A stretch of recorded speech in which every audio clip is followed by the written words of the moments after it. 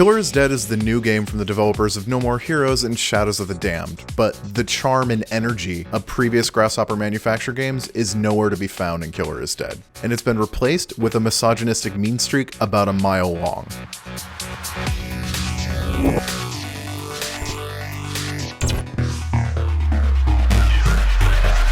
Killer is Dead is mostly a third-person beat-em-up, and there's also this lightly developed shooting mechanic using main character Mondo's biomechanical arm. There are also other minor deviations from this action game script, where you can collect blood in your sword, which also powers your arm's magic powers or heals you. There is promise here and a suggestion that there might be a trade-off between ranged attacks and Mondo's ability to keep a longer life, at least. But like just about everything in Killer is Dead, it's underdeveloped and pretty broken.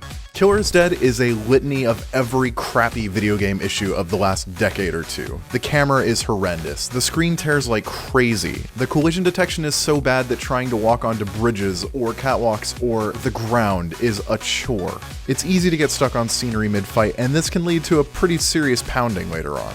But the probably deliberate design decisions that Grasshopper Manufacture has made hurt more. Combat is fun at first, but it stops yielding any sense of accomplishment when all danger vanishes. When danger reappears, it feels excessively cheap, and usually camera-related. This slams the brakes on the only thing Killer is Dead ever has going for it, which is momentum. This shatters against Killer is Dead's bosses too, which toss aside any idea of finesse or strategy. They're full of cheap hits, boring attack patterns, and the same 3-stage transformation structure for all of them.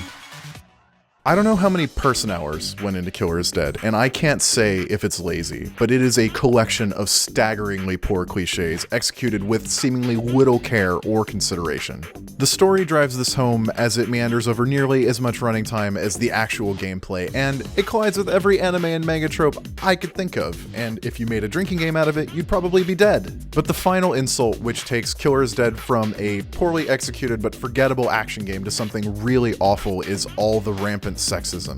Throughout the game, you unlock gigolo missions. These seduction simulations involve leering at women as long as possible while they're not looking to work up enough nerve to give them presents. If you get caught staring too much, you get slapped in the face and have to try again. The goal is to con them into taking you home with them.